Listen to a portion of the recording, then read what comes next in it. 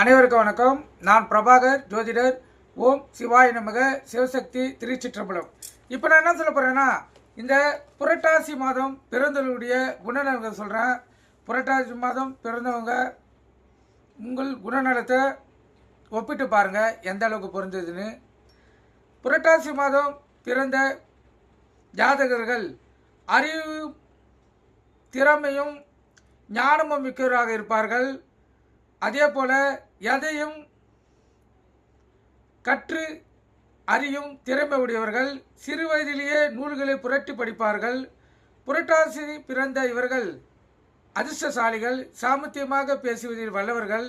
இவர்கள் அரிய வகை நூல்களை சேகரிப்பார்கள். அரசு வேலை கிடைக்க வாய்ப்பு இவர்களுக்கு அதிகம் உண்டு. இம்மாதத்தில் பிறந்தவர்கள் படிக்காத மேதையாகவும் படித்த பட்டதாரியாகவும் விஞ்ஞானாகவும் விளங்கக்கூடிய வாய்ப்பு இவர்களுக்கு உண்டு. தன் உழைப்பினாலும் திறமையினாலும் உயர்ந்த அந்தஸ்தை அடைவார்கள். இவர்கள் நல்ல பேச்சாற்றல் உடையவர்களாக இருப்பார்கள். இவர்கள் மற்றவர்களுக்கு சிறந்த வழிகாட்டியாகவும் இருக்கக்கூடிய வாய்ப்பு அதிகம். செய்யும் காரியத்தை எளிதில் முடிக்கும் ஆற்றல் உடையவர்கள். இவர்கள் சுறுசுறுப்பானவர்கள். தன் முயற்சியால் பல செயல்களை செய்து வெற்றி காண்பார்கள். இவர்களிடம் கற்பனை சக்தியும் தத்துவங்களும் நிறைந்து காணப்படும். இவர்கள் மற்றவர்கள் போல் நடிப்பதில் வெகு சாமர்த்தியசாலிகள். ஆழ்ந்த சிந்திக்காமல் எந்த விவகாரத்திலும் தலையிட மாட்டார்கள். எதையும் திறன்பட செய்ய வேண்டும் என்று கொள்கை உடையவர்கள். மற்றவர்கள் செய்யும் குற்றங்களை முதலில் இவர்களின் கண்களுக்கு தான் தெரியும். அதை ஒளிவு மறைவின்றி சாமர்த்தியமாக எடுத்து கூறிவிடுவார்கள்.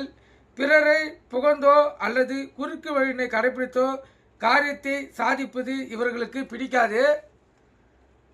சந்தர்ப்பத்துக்கு ஏற்றவாறு தம் கொள்கைகளை மாற்றிக்கொள்வார்கள். நேரத்தை வீணாக்காமல் இயந்திரம் சொல்வது போல் ஒரே இடத்தில் நிலைத்து கலவரம்பிற்கு செய்வதை திரிந்து செய்வார்கள். கருத்து கொள்க. இதெல்லாம் புரட்டாசி மாதத்தில் பிறந்தவர்களுடைய குணநலங்கள்.